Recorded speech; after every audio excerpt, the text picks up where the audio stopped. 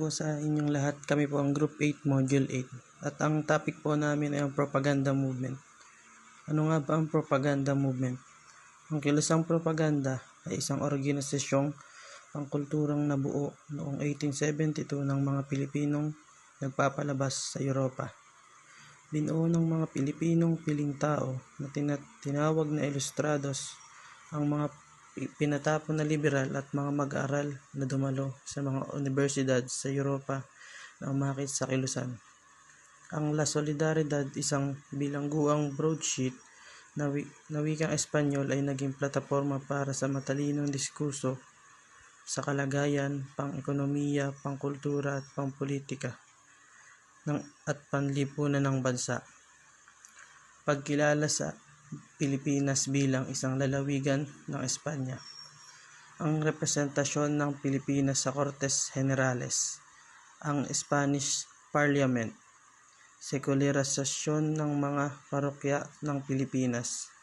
Legalisasyon ng pagkakapantay-pantay ng Espanya at Pilipino. Pantay na pagkakataon para sa mga Pilipino at Espanyol na makapasok sa serbisyo ng gobyerno.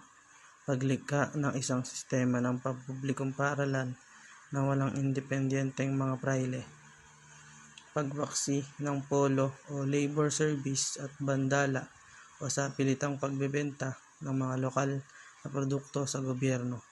Garantiya ng pangunahing mga kalayaan sa pagsalita at asosasyon. Pagkilala sa karapatang pantao. Good afternoon. So, ang report ko po is propagandista. So, ipapakilala ko po yung propagandista, isa-isa po sila. So, let's start na po. So, Jose Alejandrino Anastasio. Si Jose Alejandrino Anastasio, siya yung tumulong kay Jose Rizal na mag-correct ng mga error sa El Filibusterismo na pinablish sa Gent, Belgium. Next is Graciano Lopez Haina, commonly known as Graciano Lopez Haina. Isang journalist, orator at reformist. Marcelo H. Del Pilar, o mas kilala sa pangalang Plaridel. Isa siyang abogado, isang journalist at Freemason. Next is Eduardo Delete, o mas kilala sa pangalang Insulares.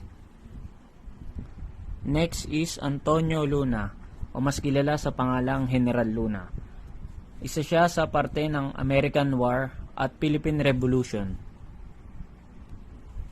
Juan Luna, isang pintor, sculptor at political activist. Siya rin ang kauna-unahang nirecognize ng Philippine artist. Next is Miguel Moran. Kasunod ay si Jose Maria Panganiban, o mas kilala sa alias na Jomapa. Next is Pedro Ignacio Paterno, isang prime minister na kauna-unahang Republika ng Pilipinas. Next is Mariano Ponce, o mas kilala sa alias na Tikbalang. Next is Antonio Maria Regodor, isang diplomat at propagandista. Tinaguriang son of the Spanish couple. Siya rin ay nagtapos ng filosofiya sa Universidad ng Santo Tomas. Next is Isabelo de los Reyes, o mas kilala sa alias na Don Belong, isang Pilipinong politician, writer at labor activist.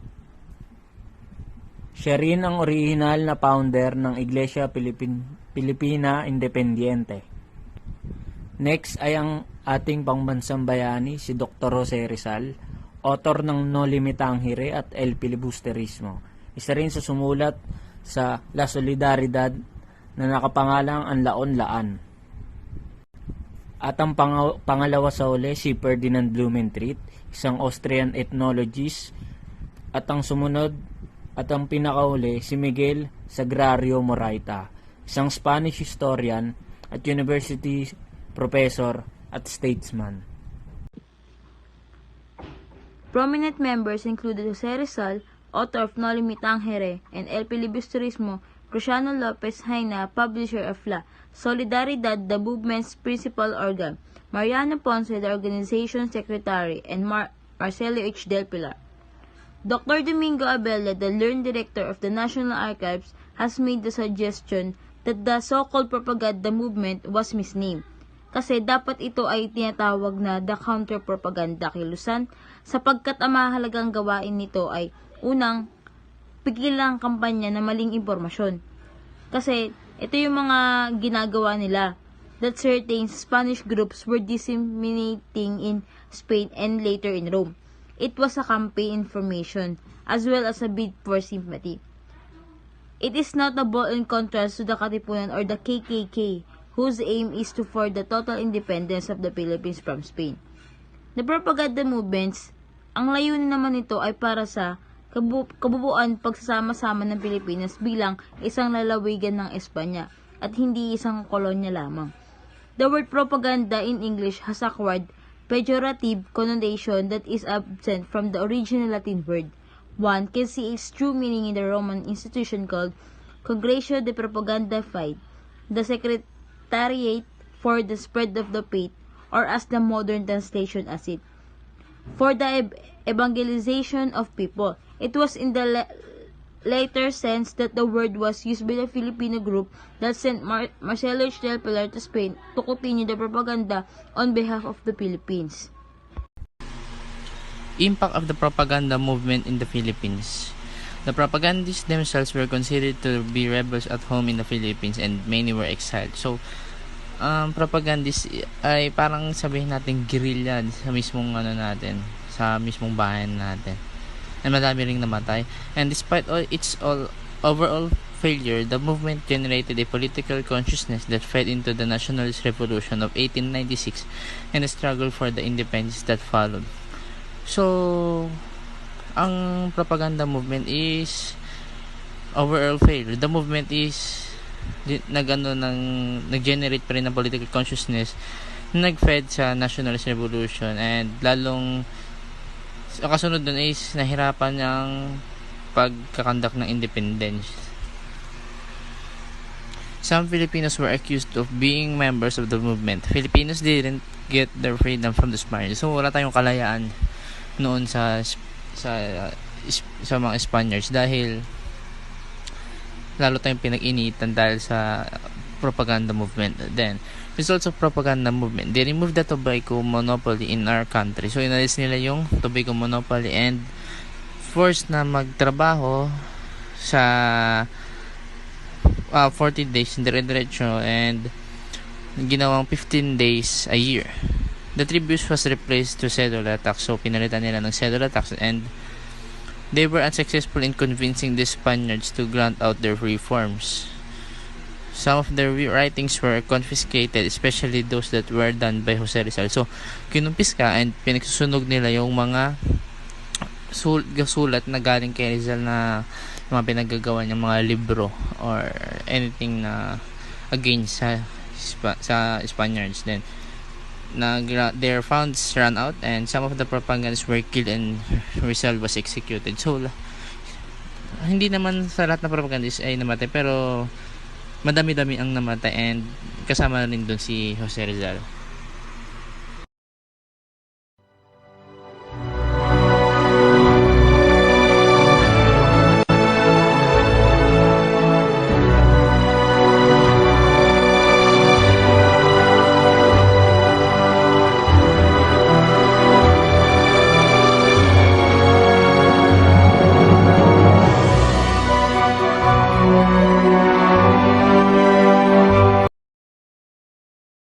Priests belonged to religious orders. Their main task was to spread Christianity, while secular priests did not belong to any religious order. They were trained specifically to run the parishes and were under the supervision of the bishop. The conflict started when they placed regular priests in the parochial in the Philippines. In effect, secular priests became more attentive to their rights and they proposed for the secularization of the parochials here in the Philippines. Father Pedro Palaez started his movement, and when he died, 3 seculars named Father Mariano Gomez, Father Jose Burgos, and Father Jacinto Zamora, or better known as the Gomburza, took overhand to continue the movement. When a mutiny in Cavite happened, Gomburza were accused of starting the revolt, and because of this, the capital punishment was given to them. The immoral killing of the Gomborza helped the Filipinos, especially the Ilustrados, to form a movement which aimed to seek reforms and inform Spain of the abuses of its colonial government. Propaganda movement was created. Some of the members in this movement were Jose Rizal, Graciano Lopez Haina, Marcelo del Pilar, and Mariano Ponce. Propaganda movement also created their first official newspaper called La Solidaridad, and it's first headed by Graciano Lopez Haina. 1892. When the propaganda movement failed in Spain, Jose Rizal went back to the Philippines in order to establish La Liga Filipina. But when Spaniards heard about this, they were threatened and exiled Rizal in Dapitan, Zamboanga. Because of what happened, La Liga Filipina was split into two. One is Cuerpo de Compromisarios, and the other is the revolutionary group that was later called the Katipunan.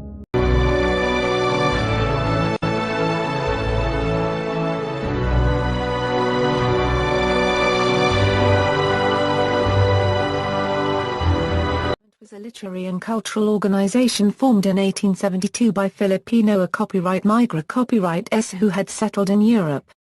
Composed of Filipino liberals exiled in 1872 and students attending Europe's universities, the organization aimed to increase Spanish awareness of the needs of its colony, the Philippines. Prominent members included Jose Copyright Rizal, author of Nalay Mi Tangel and El Filibusterismo, Graciano La Cubed Pezena, publisher of La Solidaridad, the movement's principal organ, Mariano Ponce, the organization's secretary, and Marcelo H. del Pilar. Specifically, the propagandists' aims were representation of the Philippines in the Cortes Generales, the Spanish Parliament, secularization of the clergy, legalization of Spanish and Filipino equality, creation of public school system independent of Catholic friars, abolition of the Polo y Servicios and Vandala, guarantee of basic freedoms, equal opportunity for Filipinos and Spanish to enter government service. References